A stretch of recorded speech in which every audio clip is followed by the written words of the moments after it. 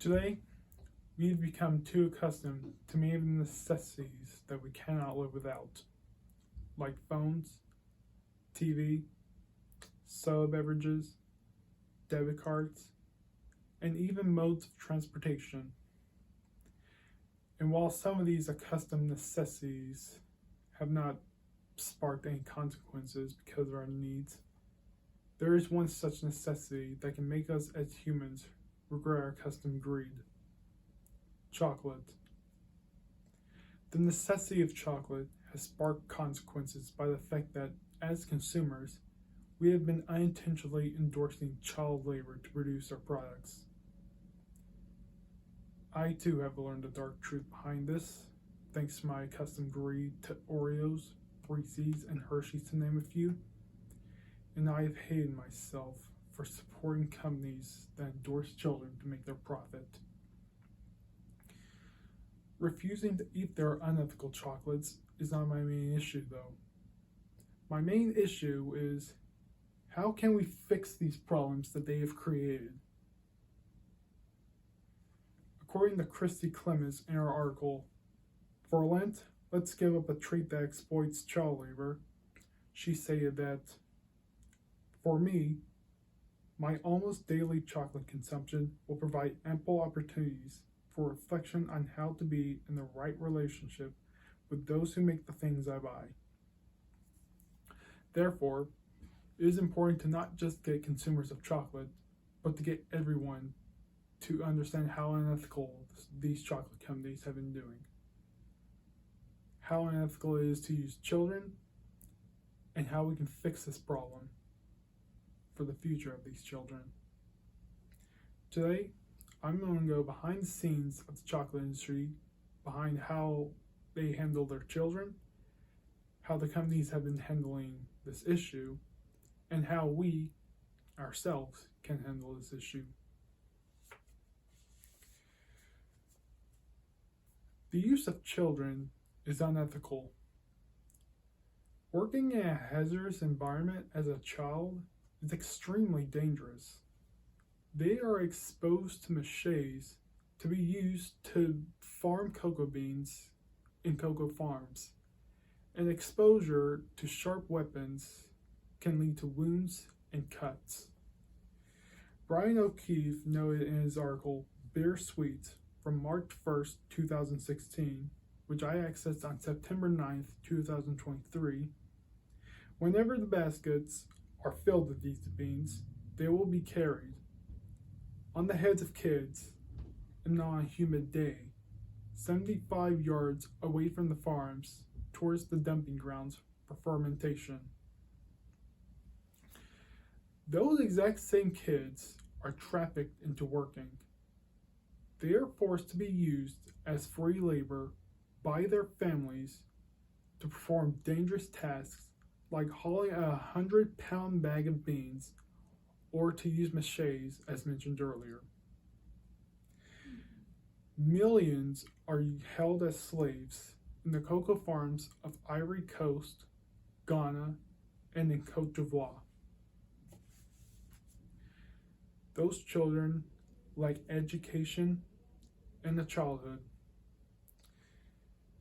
Those who do not have an education do not know much about the world, let alone basic facts. And those children suffer their entire childhood to produce the products that we need. And they never once got to taste the chocolate that they had to brutally farm for." Now that I've discussed the unethical treatment of children, I will move on to how the companies of child labor have responded to this development. Poorly. The companies that use children have done little to rectify the problem. For one, they've tried employing so many solutions to the exact same problem that they employ million solutions to million different problems. Despite employing child labor agents to keep an eye out for abuse, creating schools for kids to get an education, and providing training for farmers, these have done little to solve this problem. And it would seem the only commitment that these companies are willing to make is expand investments to cocoa communities, and this proves to be insufficient. There's still a big demand for chocolate despite the unethical treatment of children.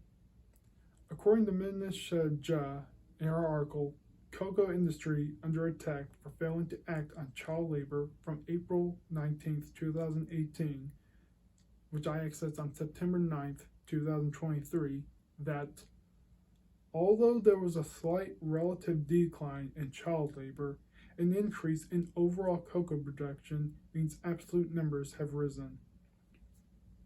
It is likely that no one is aware of how unethical these chocolate companies are because of their own desire for their products. And the companies themselves have been actively avoiding the issue.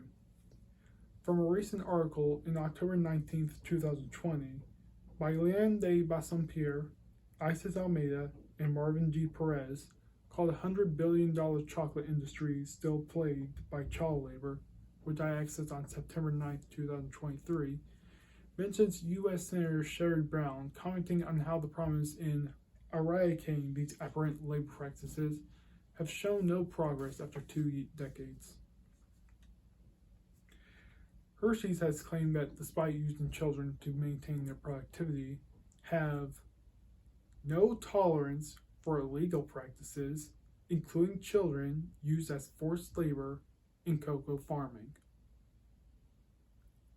Now that I've discussed the poor reception of these unethical chocolate companies, I will finally discuss how we can fix the problems they have created.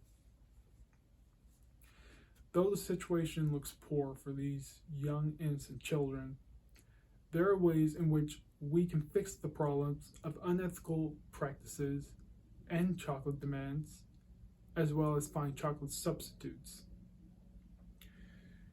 We can start acting and speaking out against child labor.